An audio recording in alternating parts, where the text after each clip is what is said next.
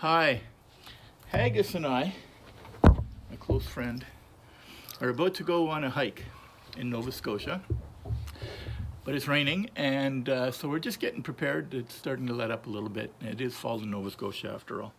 My name is Ken Donnelly. I'm on the steering committee of the Nova Scotia Invasive Species Council.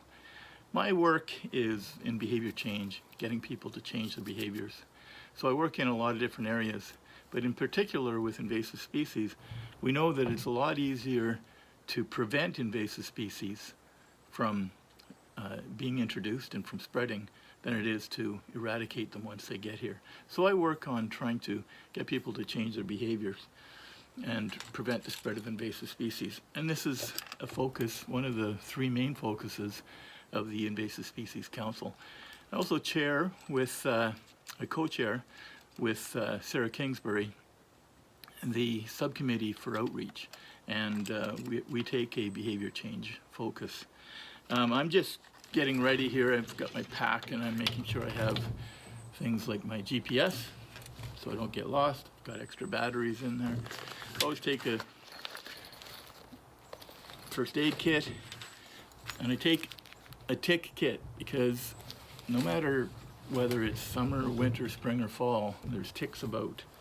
And I bring this wildflower book with me, but I also always bring a boot brush, because if you come off a trail or go onto a hiking trail, you should always brush your boots, take a look at your clothes, brush any plant material off that you may see, so that you can, if there are invasive species in a place where you've been, that you can leave them behind and not take them to the next spot.